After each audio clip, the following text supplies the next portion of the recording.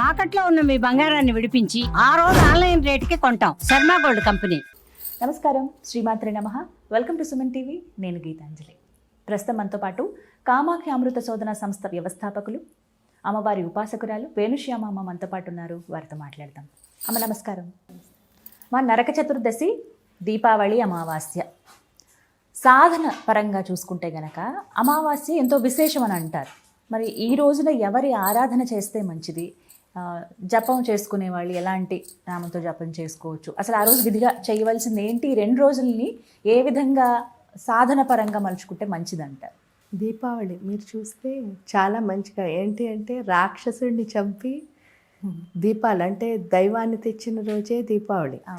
ఇక్కడ రాక్షసులు ఎవరు అంటే నరకుడు అంటారు. నరకం అంటే అర్థం ఏమిటి ఒకసారి ఆలోచిస్తే? నరకం అంటే అర్థం ఏమిటి అంటే మనం పురాణాల్లో చదువుతాం చూడండి, కార్తీక పురాణాల్లో వీటిలో అదేమిటి అంటే అక్కడ ఒక పెద్ద సభ ఉంటుంది, అక్కడికి తీసుకువెళ్ళి మనం చేసిన తప్పులన్నిటికీ శిక్షలు వేస్తారు. ఇవన్నీ వీటన్నిటికంటే నిజమైన నరకం ఎక్కడుందా అని ఒకసారి ఆలోచించామనుకోండి, మన లోపలే ఉంటుంది. ఏమిటి అంటే మన ఆలోచనలు. 2 ఆలోచనల మధ్యలో ఎప్పుడూ ఫైటింగే. అక్కడ మనం చూస్తే అందుకే నరకాసురుణ్ణి చంపారు. ఎవరు అంటే కృష్ణుడు, సత్యభామ. ఏడా కృష్ణుడు సత్యభామ చెప్పడానికి అసలు మన ఆలోచనల మధ్యలో అంత అంటే ఏంటంటే మనకి చూడండి, ఒకదాని తర్వాత ఒకటి అలా ఆలోచించుకుంటూ బాధపడుతూ ఒకదాంతో ఒకటి ఫైటింగ్ చేసుకుంటూ ఆ ఫైటింగ్కి ఇంకెప్పుడు అర్థం ఉండదు. అంటే ఇప్పుడు కొన్నిసార్లు నా లోపల మిమ్మల్ని తిడుతూ ఉంటాను, కొన్నిసార్లు నా లోపల నన్నే తిట్టుకుంటూ ఉంటాం. ఎందుకు అవుతోంది ఇదంతా అంటే మన లోపల ఇంబ్యాలెన్స్ ఉండడం వల్లే.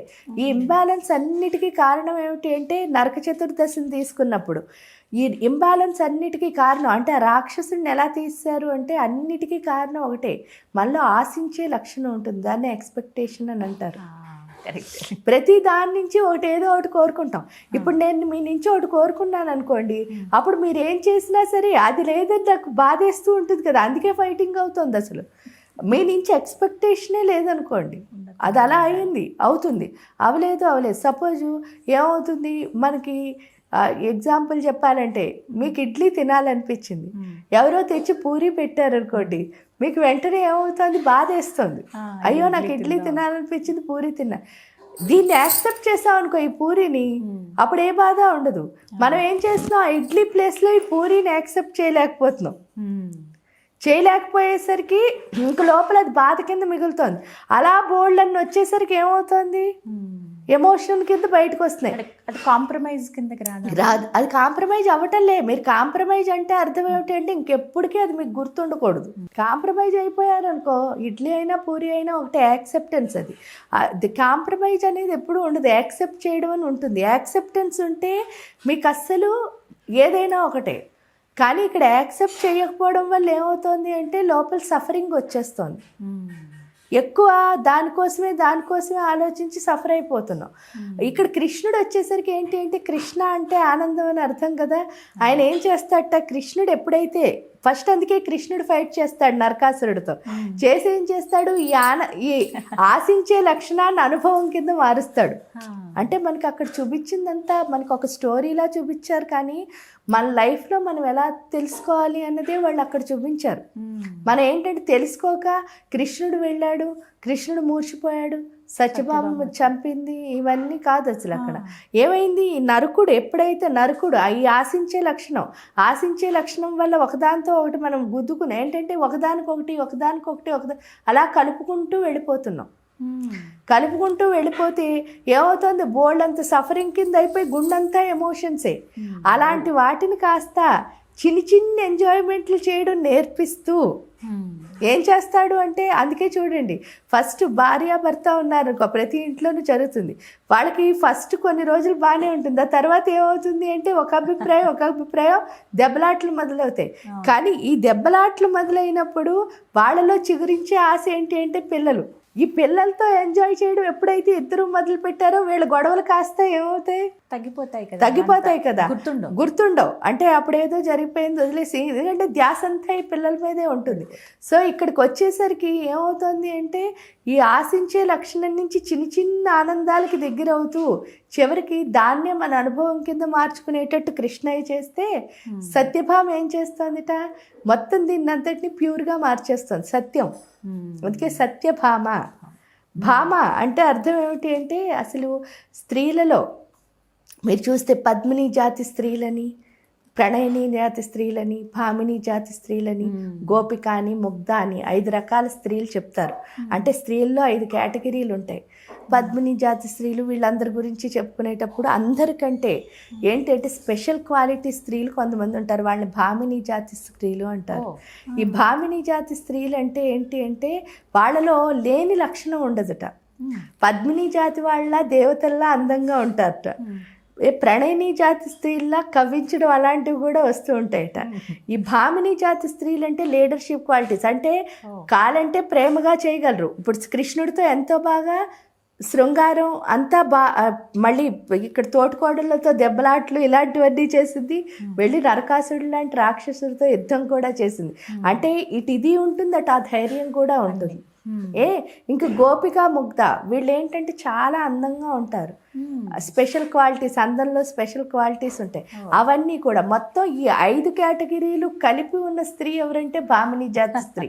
అది మనం భూమి మీద చెప్పుకోవాలంటే మన సత్యభామాదేవి. 5 ఉంటాయి ఆవిడ దగ్గర. అంటే చిలిపితనం ఉంటుంది, త్యాగం ఉంటుంది, శృంగారం ఉంటుంది, అంటే 9 రసాలు ఉంటాయి. దాంతోపాటు యుద్ధానికైనా రెడీ, సమరస్యంగా పరిష్కరించడానికైనా రెడీ. అంటే 2 చేయగలదు. అటు యుద్ధం చేయగలదు అవసరం అయితే, ఇటు దాన్ని పరిష్కరించడం కూడా కలదు. అలాంటి భామిని జాతి స్త్రీ. అందుకని ఏంటి అంటే ఎప్పుడైతే మీరు ప్యూర్గా మీ గుండె మారిపోతుందో మీరు భామ అంటే భామిని జాతి స్త్రీ కింద అవుతారు. అది సత్యభామ మనకి చేస్తుంది. ఆడేం చేసింది, నరకుడు ఏదైతే ఉందో, ఆ నరకం ఏదైతే ఉందో లోపల, దాన్ని అంతటినీ తీసేసి కృష్ణుడు ఆనందాన్ని ఇచ్చి ఆయన హాయిగా కూర్చుంటే ఈవిడొచ్చి మన భామిని జాతి స్త్రీ కింద మారుస్తుంది అనమాట. ఇక్కడ ఎందుకు అంటే మొత్తం ఈ సృష్టి అంతా భువనేశ్వరి రాజ్యం. ఆ భువనేశ్వరి రాజ్యంలో ఒకే ఒక్క ఆయన ఎవరంటే ఈశ్వరుడు ఒక్కడే, కామేశ్వరుడు ఒక్కడే పురుషుట్ట. మిగతా అందరూ స్త్రీలే. ఈ రాజ్యం మొత్తంలో 14 భువనాల్లో ఉన్న వాళ్ళు అందరూ స్త్రీలే. ఆయన ఒక్కడే పురుషుడు ఉంటాడు. మరి ఆవిడ దగ్గరికి వెళ్ళాలి అంటే మనం అంత గొప్ప స్త్రీ అయితేనే ఈ పురుషుడిలో కలవగలుగుతాం. ఎవరు, కామేశ్వరుల్లో. లేకపోతే కామేశ్వరుడు మనని యాక్సెప్ట్ చేయడు. ఆయన యాక్సెప్ట్ చేస్తేనే మనం అమ్మని చేరగలుగుతాం. అందుకని మనలో కంపల్సరీగా కావాల్సింది ఏంటంటే ఆ భామిని లక్షణాలు. అందుకని ప్రతి ఒక్కళ్ళలో ఉన్న నరకాన్ని తీసేసి ఆనందం ఇచ్చేది కృష్ణుడైతే మన భామల కింద మార్చేది సత్యభామ. ఎప్పుడైతే మారామో అప్పుడు వెళ్ళి ఆ కామేశ్వరుడిలో కలవడం ద్వారా ఆ తల్లిని చూడగలుగుతాం. అది ఇక్కడ మనకి నరక చతుర్దశి రోజు నేర్పించారు. ఇంకా దీపావళి ఎప్పుడైతే మనలో రాక్షసత్వం పోయిందో తప్పకుండా మనకి దీపం వెలిగించాలని. ఎందుకంటే దీపం ఆర్పేది ఒక సంస్కృతి అయితే దీపం వెలిగించేది ఒక సంస్కృతి. ఆర్పే సంస్కృతి నుంచి వెలిగించే సంస్కృతికి వెళ్తాం అనమాట. అప్పటి వరకు మన నరకాసురుడు అదే చేశాడు కదా, దీపాలు ఎవరింట్లోనూ ఉండకూడదని ఆపేశాడు. ఇక్కడికి వచ్చేసరికి ఏంటి, ఆ రోజు నుంచి మనం ఏం చేసాం, వెలిగించుకోవడం మొదలుపెట్టాం. ఆ వెలిగించుకోవడం కూడా ఏంటి అంటే కొన్ని రాత్రులు మనం చెప్పుకున్నాం. ఏంటంటే మోహరాత్రి అని ఒకటి, కాలరాత్రి అని ఒకటి, మహారాత్రి అని ఒకటి. మోహరాత్రుల గురించి చెప్పుకున్నప్పుడు కృష్ణాష్టమిని మోహరాత్రి అంటారు. ఈ ఆశ్వేజ పౌర్ణమి నుంచి కార్తీక పౌర్ణమి వచ్చి నెల రాత్రులని కూడా మోహరాత్రులని అంటారు. ఇంకా వచ్చేసరికి మహారాత్రి అంటే శివరాత్రి. ఇంకా అంతకంటే పెద్ద రాత్రి ఇంకేం లేదుట. ఆ రాత్రిలో కనుక మనం ఏం చేసినా సరే డైరెక్ట్గా ఎవరిని చేరుకోవచ్చు, శివయ్యని చేరుకోవచ్చు.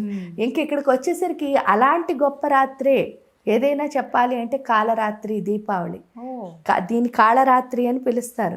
కాలరాత్రిలోని గొప్పతనం మీరు చూస్తే ఏంటి అంటే పౌర్ణమి రోజు, అమావాస్య రోజు చంద్రుల్లో 16 కళలు ఉంటాయి. కానీ పౌర్ణమి రోజు ఏంటంటే మీకు కనిపిస్తాయి 16 కళ్ళు, అమావాస్య రోజు కనిపించవు. ఏంటి అంటే కనిపించే దాంట్లో మీకు పూర్తిగా కనిపించేస్తుంది కదా, శక్తి కొంచెం తక్కువ ఉంటుందిట. కనిపించని దాంట్లో ఏంటి అంటే చాలా పవర్ఫుల్. ఆ టైంలో పూజ కానీ జపం చేయటం అందుకనే ఇప్పుడు ఎప్పుడైనా సరే మీకు కనిపిస్తూ ఉంటారు గురువు, ఆ గురువుకి పూజ చేయడం కష్టం. మామూలుగా మీ ఎదురుగుండా గురువులు మంత్రాలు ఇచ్చారనుకోండి, వాళ్ళకి దండం పెట్టాలి అంటే ఒక్కొక్కసారి మన మనసు ఒప్పుకుంటుంది, ఒక్కొక్కసారి మన మనసు ఒప్పుకోదు. కానీ అక్కడ గురువుకి దండం పెట్టడం ఎంత ఇంపార్టెంటో తెలుసున్నవాడు ఏదో ఒప్పుకున్నా ఒప్పుకోకపోయినా ఏం చేస్తారు, వాళ్ళు నమస్కారం చేసి వాళ్ళు మంత్రాలు తీసుకుని సాధన చేయడం అనేది మనకి ఇక్కడ కనిపిస్తున్న దాన్నే మనం యాక్సెప్ట్ చేయలేకపోతున్నాం. మరి దేవుడు మనకి అసలు కనిపించడు కదా, అందువల్లే మనకి బోల్డని డౌట్లు. అసలు దేవుడు ఉన్నాడా లేదా, ప్రతిసారి దేవుడు ఉన్నాడా లేదా అన్న క్వశ్చన్ ఏదైతే ఉందో అది పోవాలి అంటే ఆ నిరాకార రూపంలో, ఎందుకంటే నిరాకార రూపంలో ఎప్పుడైతే సాధన చేయగలుగుతామో అప్పుడు ఆ సాకారం ఎవరు మారుతారంటే మీరే ఆ సాకారం కింద మారుతారు. అది తెలియజేయడానికి కాలరాత్రి రోజు మనం ఎంత సాధన అంటే, చాలామంది లక్ష్మీదేవికి సాధన చేస్తారు ఎందుకంటే మాయ అక్కడే తొలగుతుంది కాబట్టి. అలా కాకుండా కాళీకి చేసేవాళ్ళు కూడా ఉంటారు ఆ రోజున. మీకు ఎవరు కాళరాత్రికి చేసేవాళ్ళు కూడా ఉంటారు. మీకు ఏ దేవుడు అంటే ఇష్టమైతే ఆ దేవుడు ఎవరిదైనా సరే ఆ రాత్రి కనుక నిజంగా అంటే శివరాత్రి రోజు ఏ విధంగా అయితే జాగరణ చేయాలి అని అన్నారో శివనామస్మరణలో, అదేవిధంగా మీకు ఇష్టమైన దైవంతో ఈ కాలరాత్రి రోజు కూడా సాధన చేయడం ద్వారా తప్పకుండా మీరు ఆ యొక్క దైవత్వాన్ని మీ లోపల నింపుకుని పూర్తిగా ఎవరిలా అంటే ఆ దీపాలు ఏదైతే అక్కడ జ్ఞానం అనే జ్యోతిని వెలిగించామో ఆ జ్ఞానం అంతా మన లోపలికి వచ్చి చక్కగా జ్ఞానవంతులం అయ్యే పండగే ఈ దీపావళి. దీపాలు వెలిగించవచ్చు కదమ్మా, దీపాలు వెలిగించడం, ఆ కాంతి ఏదైతే ఉందో ఆ కాంతి మన లోపలికే తెచ్చుకుంటున్నాం. అందుకని ఇక్కడ ఏంటంటే నూనె వేసి చక్కగా నువ్వుల నూనె ఏదో మనకి చెప్పారు కదా, మీ దగ్గర ఏముంటే ఆ నూనె వేసుకు నువ్వుల నూనె కూడా, ఎందుకంటే ఎప్పుడైనా ఆ దీపం కాలుతున్నప్పుడు ఆ ఆయిల్ అయిపోతూ ఉంటుందంటే ఏమిటో అర్థం అవుతుంది, అబ్జార్బ్ అయిపోతుంది అంటే దాని యొక్క స్మెల్ అంటే దాని వాసన ఏమవుతుంది, మొత్తం అంతా వ్యాపిస్తుంది. ఎప్పుడైతే ఆ వాసన మొత్తం ఆ ప్రదేశం అంతా వ్యాపిస్తుందో అదంతా ప్యూరిఫై అవుతుంది. కాబట్టి వీలైనంత వరకు ఈ నూనెలు ఒత్తులు ఇలాంటి వాటితో వెలిగిస్తే చాలా మంచిది. క్యాండిల్స్ అవి జోలికి వెళ్లకుండా, ఎందుకు వెళ్లకుండా అంటే దీనివల్ల మనం ప్యూర్ చేసుకుంటున్నాం. మన ప్రపంచాన్ని అంటే మన ఇంటి చుట్టుపక్కల ప్రదేశాలన్నిటినీ మనం ప్యూర్ చేసుకోవడానికి చేస్తున్నదే దీపావళి. కాబట్టి అందులో ఆ రాత్రి మన లోపలున్న మొత్తం అంతా క్లెన్స్ చేసుకుంటున్నాం. అందుకని తప్పకుండా అందరూ చేసుకోవాలని. మరి ఎందుకంటే ఈ ఆకారాలు పెట్టారు అలాంటప్పుడు అంటే, అందుకే పౌర్ణమి నాడు పూజ చేయమన్నారు, మన అమావాస్య రోజు పూజ చేయమన్నారు. పౌర్ణమి రోజు పూజ చేస్తే ఏంటి అంటే మీకు ఒక ధ్యానం చేసుకోవడానికి ఒక ఆకారం, చంద్రుడు ఇంత బాగున్నాడు అని మీకు కనిపిస్తున్నాడు. అదే అమావాస్య రోజు పూజ చేస్తే ఏమవుతుంది, ఈ ఆకారంలోంచి పూర్తిగా నిరాకారం నేను కూడా ఏం లేదు అని తెలుసుకోవడమే కదా. శూన్యానాం శూన్య సాక్షిని, అంతా ఉన్నది శూన్యమే అని తెలుసుకోవడమే అమావాస్య. అందులో అన్ని అమావాస్యల్లోకి మంచి అమావాస్య కాలరాత్రి దీపావళి కాబట్టి. మరి ఈ క్రాకర్స్ పటాసులు ఎందుకు కాలుస్తారు అంటే, ఖచ్చితంగా కాల్చాలా అంటే పూర్వం వాళ్ళు పెట్టిన ఏవైతే హెర్బల్స్తో చేసేవారు అవి కాల్చడం కూడా ఎందుకు అంటే మొత్తం మనం అంతటిని ప్యూరిఫై చేసుకోవడానికి. ఒకటి మన సంబరం ఏదైతే ఉందో అంటే మనలో నరకాసురుడు చనిపోయాడు అని అప్పటి వరకు వాళ్ళు పడిన బాధల నుంచి రిలీఫ్ అయ్యి హ్యాపీగా, అంటే అప్పటి వరకు వాళ్ళు మాట్లాడుకోవడానికే లేని స్థితిలో ఆ సౌండ్స్ ఏవైతే ఉన్నాయో వాటిని వాళ్ళు ఆనందించారు ఆ రోజు. అందుకని మనం అది అలా కంటిన్యూ చేసుకుంటున్న పండుగ కాబట్టి పటాసులు కాల్చడం అనేది మనకి పెట్టింది అందుకు.